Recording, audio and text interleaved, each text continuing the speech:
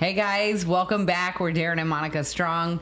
And if this is the first time you're joining us, thank you so much. Today, we are going to share a daily devotional with you. So Darin wrote a daily devotional, and wrote it for the whole year. So there's 12 books, and they have become a deep well for us to pull from. So every once in a while, we go and read through them. I mean, this was, 7 years ago, 2018. So, wow. That flew by. That's mind-blowing. That is. That's mind-blowing. So we need to edit them and like re-release it. So so yesterday you asked me did I ask you or did you ask me what was the devotional for the day? And I didn't remember. Obviously it was 7 years ago. So yeah.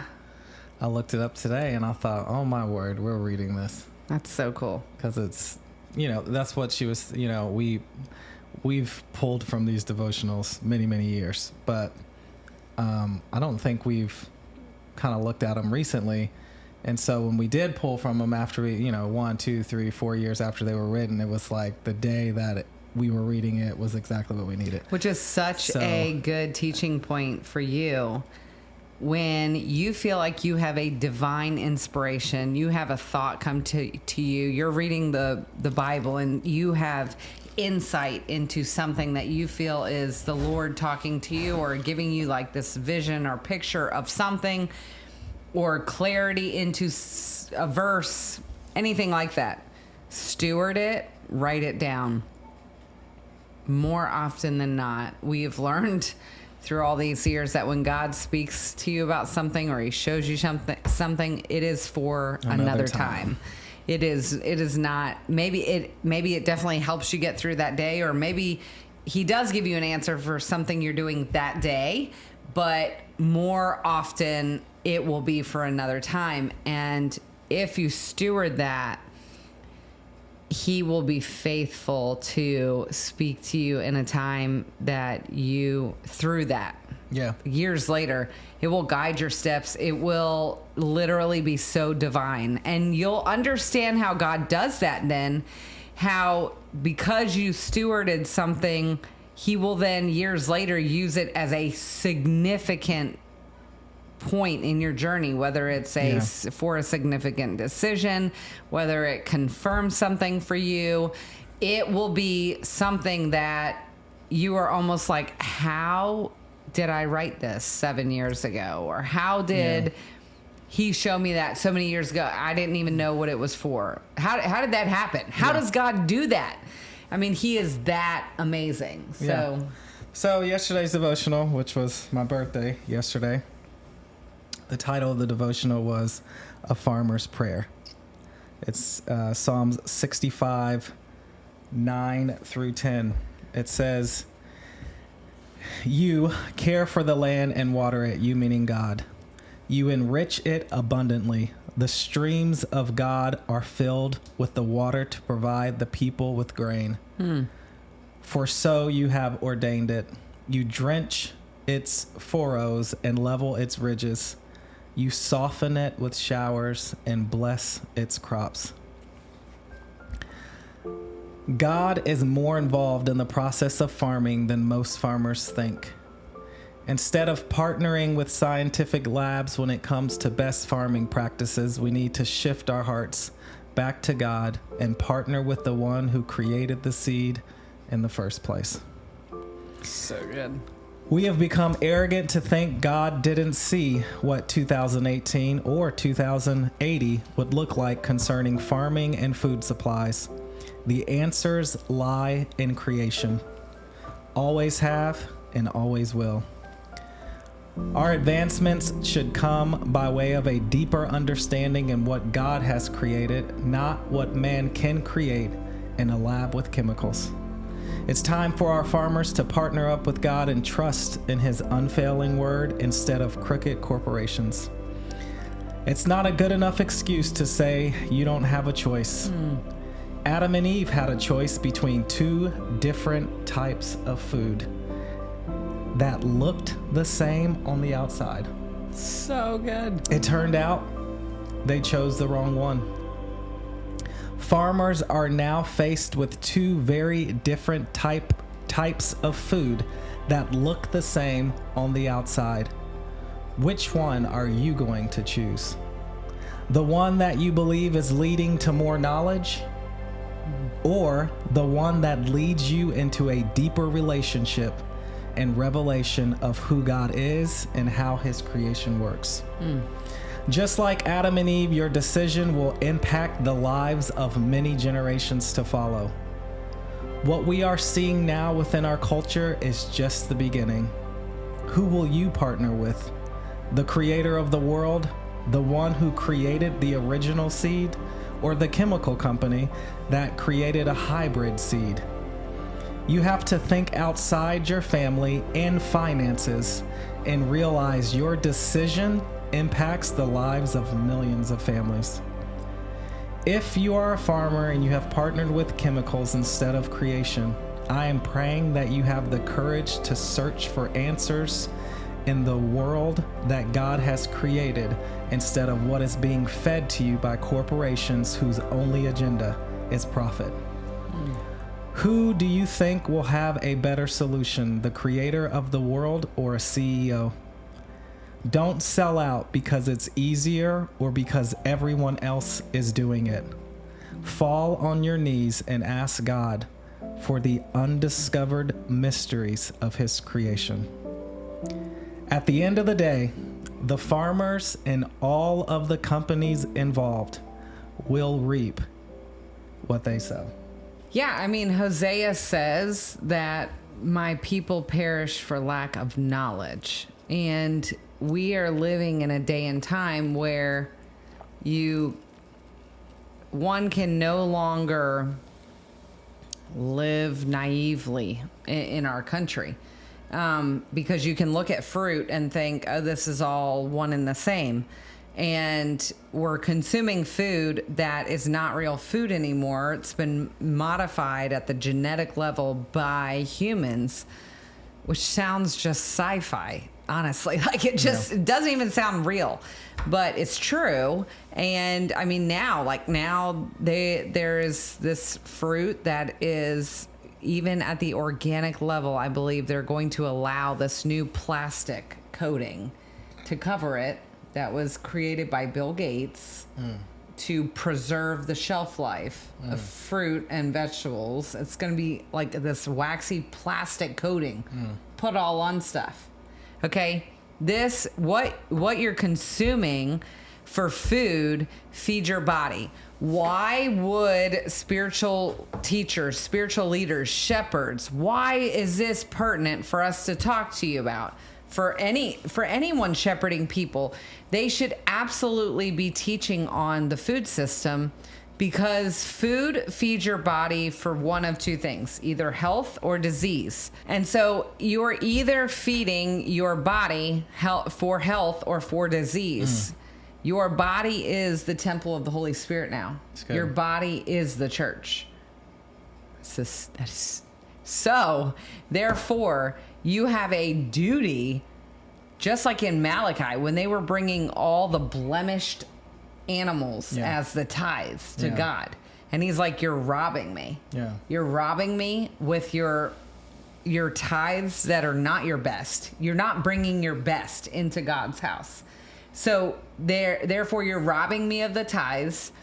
And so he challenged his people and he said, bring the tithe into the storehouse so that there may be meat in my house. Yeah. And meat that could be consumed and eaten, not the worst of the meat, not the blemished meat, not the crippled, the best, like the filet mignon, like the best, the things that your people, you can't even imagine spending on food right now. Yeah. But that's what God, and he was, people say, oh, you should never test God. He literally said, test me. Yeah. Test me in this and see if I don't pour out such a blessing on you if you bring in the best to my house. Why would your body be any different today? Yeah. It is not. No. Your body is the same temple of the Holy Spirit. Yeah. What you should be putting in your body should be the best. Yeah. The best of the best. And the reason The crazy thing is when you read through the Old Testament and you see so many of these, laws or commands God gave, people can get really caught up in like the face value of the rule, but really at the root of it, God was just teaching his people how to be, how he operates, but he was actually wanting them to have like really good health. Yeah. And so if you don't have really good health, then your life cannot be lived to the fullest of what God has called you to do and who he's called you to be and a thriving person. Yeah. Like part of the blessing and favor of God on your life is health. And if we are not serving God, if we are not listening to his commands to us, to his whispers, if we are not seeking the kingdom first above all else, then there is consequence for that. Just like if you choose to eat food that is poisoned with chemicals, that is genetically modified at a genetic level, and it starts to modify your own body, these foods cause disease. And it is almost like a picture of what happens when we are separated from God, or when we are not doing what he says to do in his word. And again, people are like, well, he doesn't talk about genetically modified things in here, and it's like, right. But the Spirit of the Lord will lead you into that. Well, this is what shepherds are for. Like it 100%. It is for shepherds, for God to give wisdom and discernment to people that are leading people spiritually, and they should be leading you in all areas of your life. So this is what God is saying when he is saying, my people perish for lack of knowledge. I mean, the knowledge out there is abundant. God will lead you as to what things are discerning. This is how he led us. I mean, we didn't care what we ate. We didn't evaluate anything. I never read the back of anything. And so you may not even know what we're talking about when we are talking about genetically modified foods or monocropping or CAFO lots or any of it. You may not know what we're saying, but I would just encourage you to start looking into it. What you put in your body, the age-old saying, let food be your medicine. Food feeds your body for one of two things. It's either health or disease. And so God wants your body to be taken care of because it is the temple of the Holy Spirit. He wants you to have when we have had significant health issues, we are extremely empathetic because it becomes all-consuming. I mean, there is you can't do much else if you're battling something significant with your health. And we're just very empathetic to that.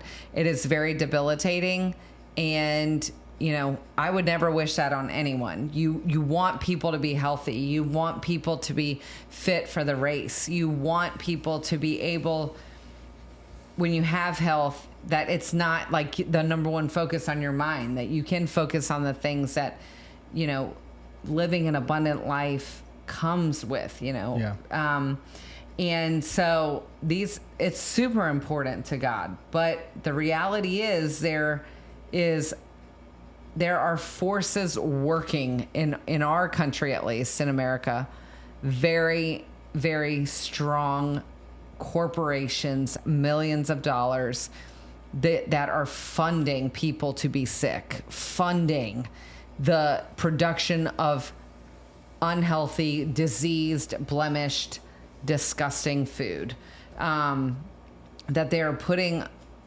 that. I mean, I think I looked this up one time. It was like, I think it popped up. How many ingredients are in a Chick-fil-A sandwich? I mean, it's like 200 ingredients.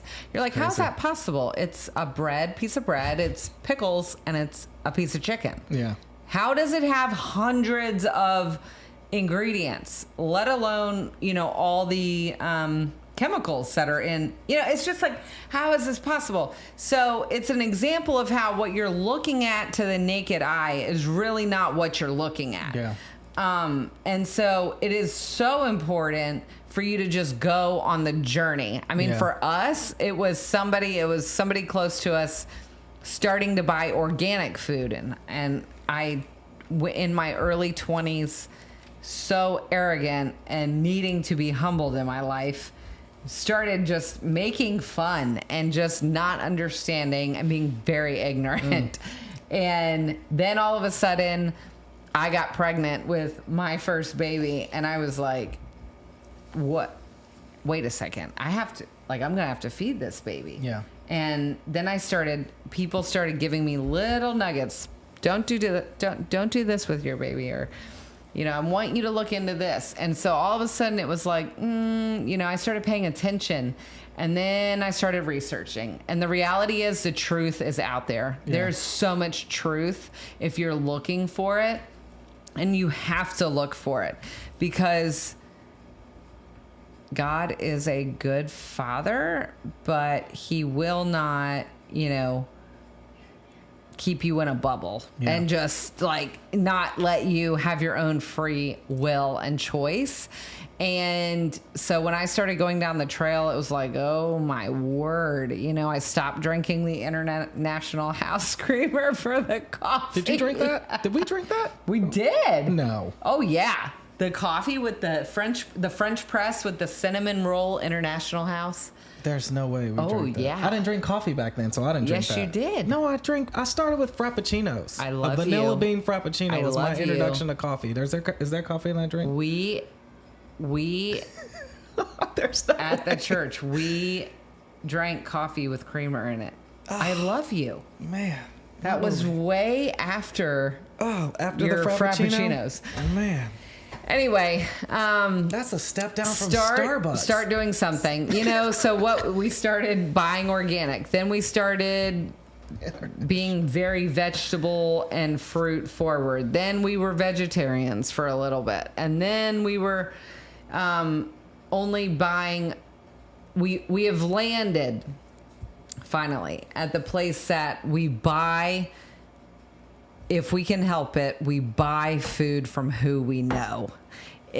Organic has become very washed out. That also is almost like you don't know what you're getting.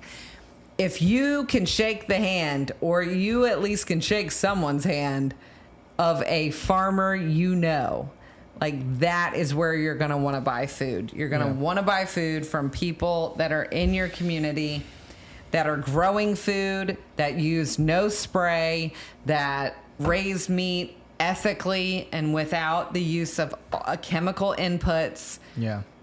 And to be honest, if we will have communities make that shift back, then your local homesteaders, your local farmers can then profit in their passion.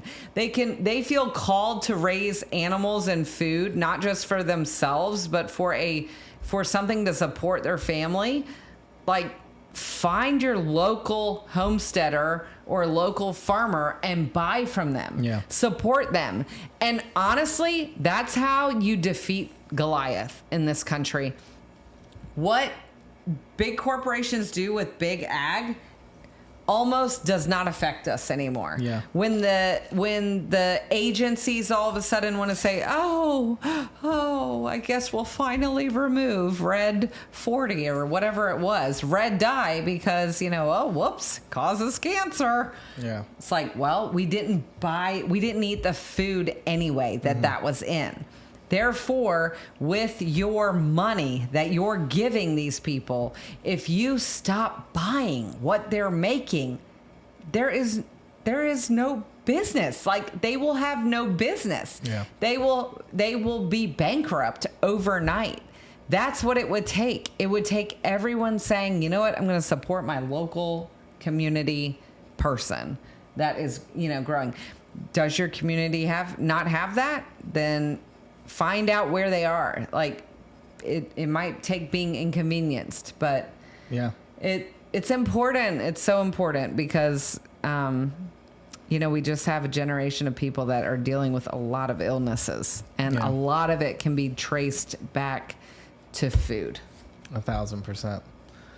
One generation's compromise is another generation's captivity. and we're captive to disease, and we're already seeing it. I can't imagine what it's going to be like if we don't make a shift 50 years down the road. But I just think it's super interesting that the very first thing that we dealt with concerning confusion, the devil creating confusion, was around food.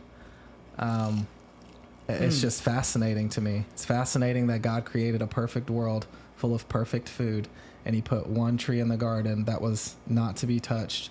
And it was that tree that the enemy found a way to make a case that this tree is no different than any of the other trees. And it's super interesting that they've been lobbying and they've been lying to farmers forever. It's the enemy doing it, but it's real people behind real corporations with a lot of money. And they've convinced a generation of farmers that our seed is no different than God's seed. And if you thought, if it worked in the perfect world called the Garden of Eden, it's so much easier to fall susceptible to that type of trickery in the world that we live in now. And so I'm challenging the farmer, ask God, is what I'm doing wrong? Like, is this crazy guy who I've never heard of before, and this crazy girl that's talking about GMOs and all this stuff? It's like, I always used to think these, crunchy hippies, here we go again, another hippie movement. But if you're a farmer and you farm with genetically modified seeds, or you farm with, millions and millions of dollars of debt of equipment, just to produce a crop, just ask God, is there a better way? Like, am I off the beaten path? And I just really believe that God will speak to you and start to show you, because that's what we had to do. We had to humble ourselves. Monica just said, we have friends that started going organic or whatever it was, and we used to make fun of the fact that they had organic seasoning. Like, we were like, you guys are taking this way too far. You're out of your minds. It's like, okay, I understand, like, maybe I shouldn't eat a Foster burger, or, I shouldn't go to Cookout or whatever, but like, the seasoning, is it really that serious, And so we had to go through a season of just being humbled and being willing to learn. And so if you're a farmer, just humble yourself. Read Genesis 3. Just humble yourself and realize, like, if that woman got tricked in a perfect world, that there was nothing wrong with the food on that tree, maybe, just maybe, I'm being tricked. And then if you're a consumer of this stuff, what Monica said, I would challenge consumers. Like, we've driven hours one way just to get locally farmed food, whether it's meat or vegetables. I mean, 1 hour one way with 6, 7, now 8 kids. Like, we raw milk. Yeah, raw milk, whatever it is. Like, we make the sacrifice. Like, we've wanted to homestead forever. We just now got to the point where we've gotten land. We've been on a Main Street town on a 1/4 acre. But you know what we did? We found every local farmer that we could support. That was our version of homesteading. Because if everybody becomes a homesteader, then who's going to buy the homesteading food? No one. So it's just like, maybe you're passionate about homesteading. You just can't wait to find your land. You're looking at Zillow every night. Well, you know what? Start looking up farmers and start buying their food. And so challenge the consumers. Like, money talks. Money has a voice.